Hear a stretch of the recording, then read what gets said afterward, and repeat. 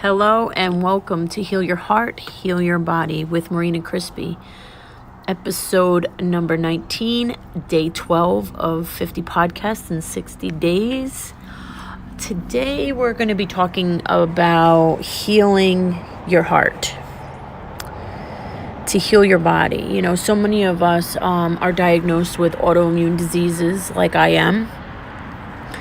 And we take our medication, we follow standard protocol, but we forget that we need to dig deep to find out where it all stems from. There is a root cause to an autoimmune disease. Many don't like to believe that. Many don't understand it. But I've been in remission now for 14 years and learning and going to school and healing my own heart in order for me to heal the rest of my body is the process that I took, and it works. It works. And science proves that our body hangs on to a lot of the things that we hear, the things that we say, the way we behave, things that happen to us in our life. So in retrospect, our body breaks down, our body reacts, and our body's like, I'm not doing this anymore. And I always use the analogy with all my clients about our bodies being that garbage can, and you continue to stuff it and stuff it and stuff it with all the stuff that you're told, all the stuff that you've walked through, all the stuff that you've heard, all the stuff you've told yourself, just all the baggage from the time you're in the womb with your mother all the way up to your present date. And, you know, when you stuff a garbage can so much and you try to take the bag out, the bag gets holes. Well, the holes are us. Right? We get holes. We get diagnosed with cancer. We get diagnosed with autoimmune disease. We get diagnosed with depression and anxiety and a whole plethora of things, right? Because every time we turn around, when I was diagnosed with my first autoimmune disease, I think there was only 23, and now I believe it's in the hundreds. Every time you turn around, there's another, right? So first I'm going to go to 2 Timothy 1:7. God has not given you the spirit of fear, but of power, love, and a sound mind. And you're probably wondering, why did I choose that for today? Well, because when we live in fear, our body lives in fear. When we don't walk in love, we walk in bitterness and the ugly and anger and all the stuff that goes on, right? The grief, all kinds of things, right? And when we walk in love and a sound mind, we are able to forgive ourselves, forgive others, sit down and look and do the work that we need to work on ourselves to change things. Now, some things that I'm just going to touch for my own self with rheumatoid arthritis is that there is a major emotional connection between our emotional connection between our diagnosis and our emotions, right? So how does that even happen? Well, rheumatoid arthritis and lupus are very similar. They affect the joints, the tissue, the cartilage, the connective tissue of the skeleton. This is when the white corpuscles, the white blood cells, I'll just say it in regular layman's words, right? So we all know what we're talking about. Attack our joints and cartilage, where they act like a Pac-Man and they start to eat and destroy our body. So our body attacks itself, and that's kind of what we're told when we're diagnosed. Oh, it's just your body attacking itself, and but they don't want to give us a real reason why. And we go into gut health, which gut health, is really important. I always stress that we need to heal our gut, right? Because our Our gut really is our main brain. It sends through our vagal nervous system up to our brain and gives us all kinds of commands, but from our gut, not from our brain to our gut, from our gut to our brain. Right? So our gut is really important, not like our brain isn't important, but it sends us a lot of messages, right? So when we sit with guilt and when we sit with shame and things, that sits in our gut. Unforgiveness sits in our gut. It all sits in our gut, right? So, and that's where we end up having the breakdown, and then the breakdown sends the messages out to everything else, like with leaky gut. So the emotional connection is the feeling of being unloved by our parents, our spouse, or even though they do love us, we don't feel it. So if you grew up in a hectic household where there was a lot of children and you knew your parents loved you, but you didn't feel it, or it wasn't a constant, I love you, you didn't hear those words, or if you were constantly taken care of, or the fixer. I was the fixer. I was fixing everybody, making sure everybody was okay, keeping the peace. So I was the peacemaker. So you may be the peacemaker, or you may be the one that was pushing the limits, because we all try to find and get attention in any way that we possibly can. Like I was the good girl, and I was the peacemaker, and I made sure everybody was taken care of, right?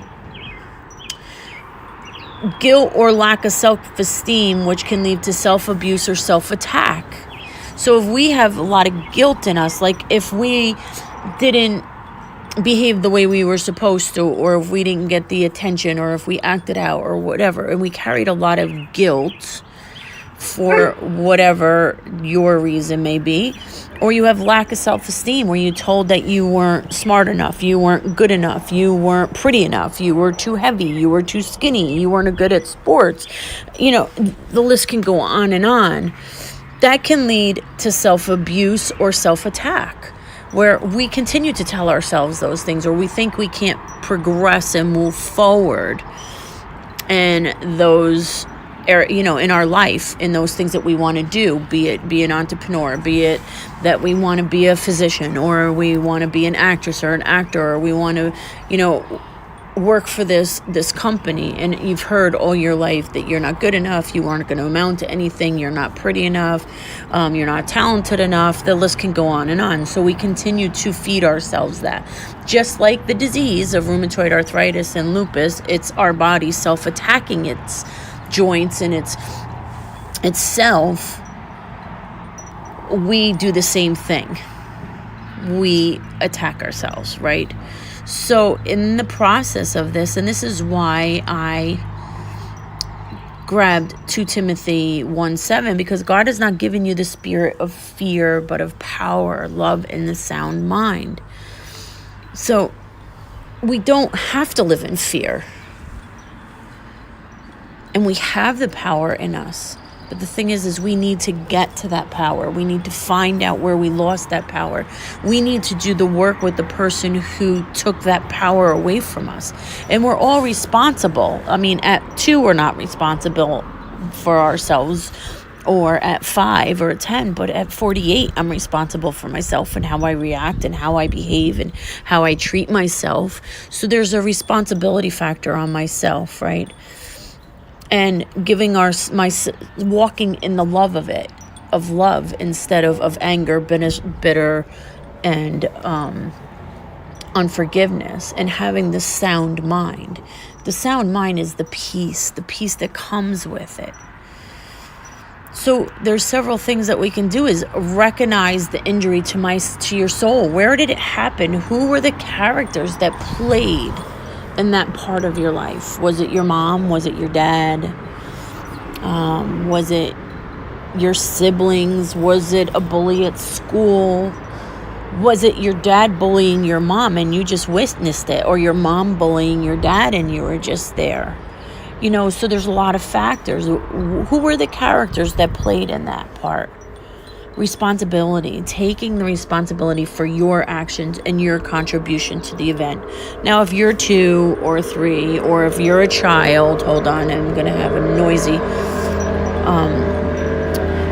if you're a child and somebody's molesting you, or somebody's speaking to you that way, or you're getting spanked, that's not your responsibility, because you did not ask for that. That was not what, you should have gone through.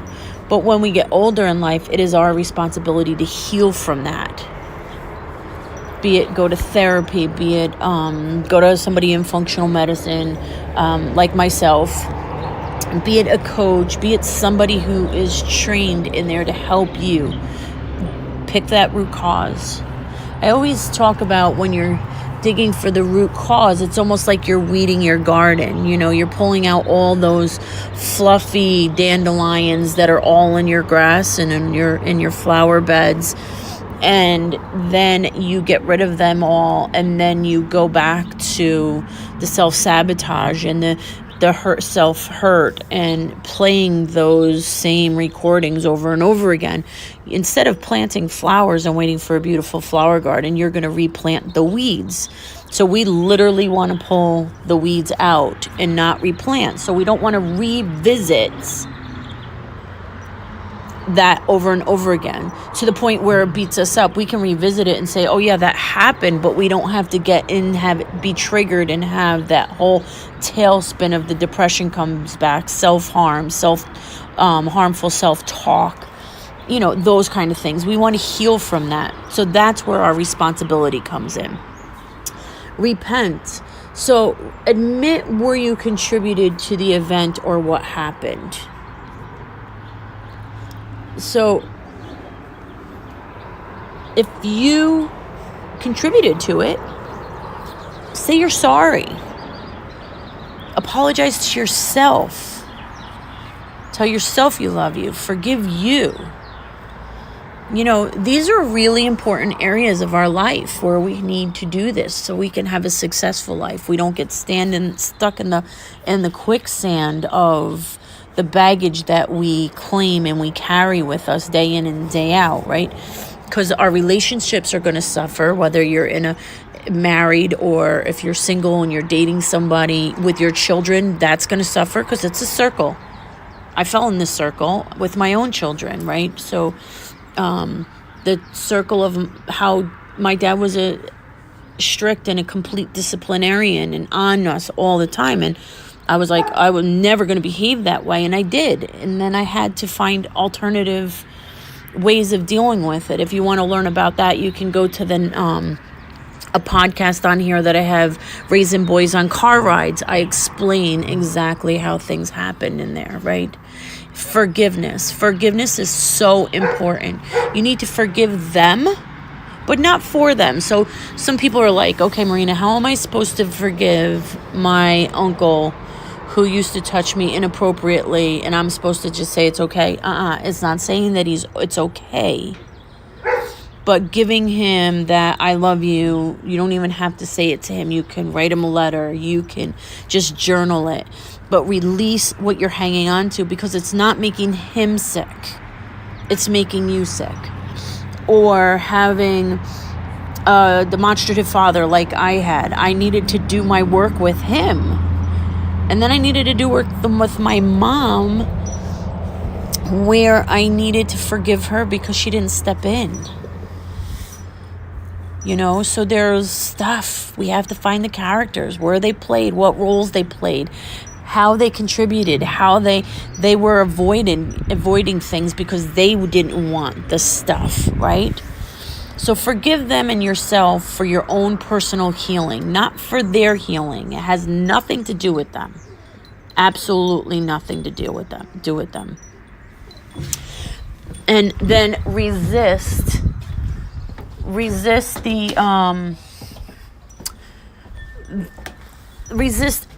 accepting it and taking it back. So resisting and accepting this back into your life. If it is the family, love them from a distance. So if it is your family, and at this point in time, love them from a distance. And you don't have to spend every day with them. You don't have to continue to go here and there with them. You do not have to be a part of them.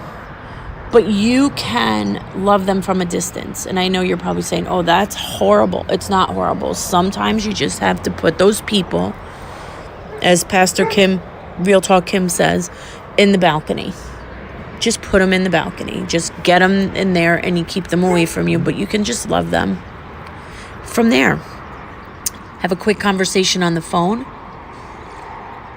You don't have to go out to dinner. You don't have to go get your nails done. You don't have to go for a coffee.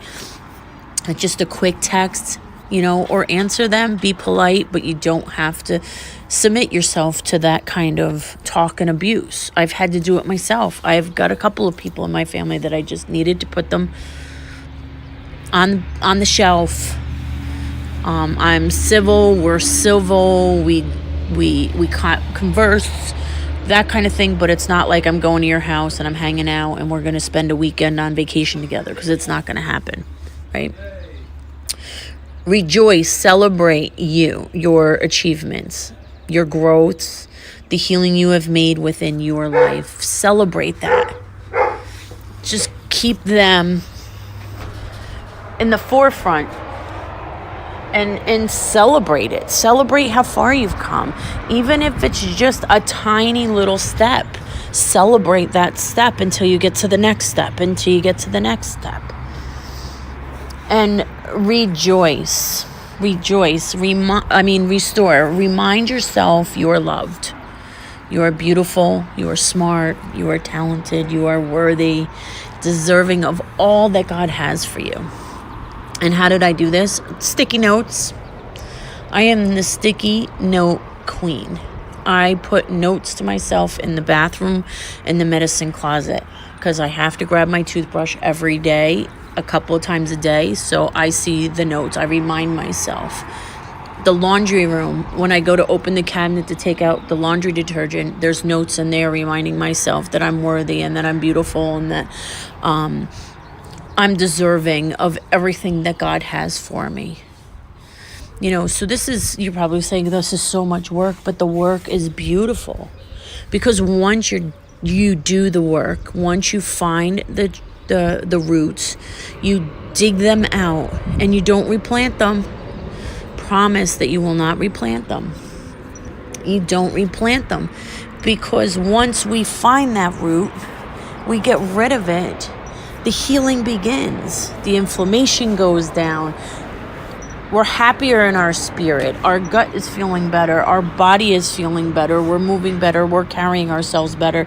We're walking in those beautiful stilettos that we love, or we're wearing that outfit that screams, holy cow, she's got her crap together. You just are a different person in your skin, and people are like, what the heck happened to her? Where's she been? Or what's going on her? Or as I heard, what does she think? She's better than the rest of us? Absolutely not. Never in a million years. Never better than anybody else, but then better than who I was in my old self that I was. When I was just doing for everyone, just to get their approval, or just to keep them happy, or just to be the good daughter, or just to be the good wife, or just to do everything for everybody else, and completely tore myself apart. My body was that garbage bag with all the holes in it. All the holes. So I challenge you this week to make the commitment to sit down with yourself, sit down with God. I know it's scary in the beginning. I know it's sort of like, what the heck? I don't really want to revisit that again. But once you deal with it, you get to it, you speak to it, you release it, you heal from it. And it's not so scary anymore. Actually, it's a beautiful thing. It's lovely. It's the new you. It's who you were really created to be, not the one that you were schlepping around in the pajama pants at the grocery store with your hair in a messy bun. It's not so cute, and it's not really who you are.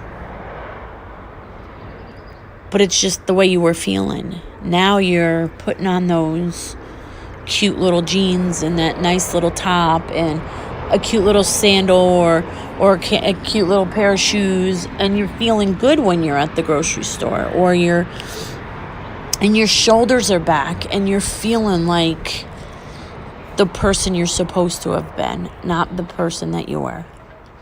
So if you want to talk to me about it more, or if you would like to just reach out to me, you can go to my website, Marina Crispy, HNP.com, or Grace and Peace. That's my website. Or you can email me, or you can find me, Marina Crispy, on Instagram and Facebook, of course, on social media. I'm here for you. I've done the work. I've got the knowledge. 14 years in remission. No meds, but that doesn't mean I don't like meds. If you need them, please take them. But when your body, because God created this wonderful vessel that we live in, once you take care of it, you love on it, you heal your heart, this body is going to run in high performance like you've never imagined. So reach out, message me, comment underneath this, comment in the YouTube comments, comment wherever you're getting it, like, message, and I'll even put my contact information in the comments here, so that way you can find me if you need me. And I'd be happy to spend some time with you and talk with you. I hope you guys have a great rest of your day. And remember, 2 Timothy 1:7, God has not given you the spirit of fear, but of power, love, and a sound mind. So use that power inside of you to heal. Love yourself enough that you find the peace of God, and the peace in your mind, and the peace in your heart. Until tomorrow, friends, I love you. Take care.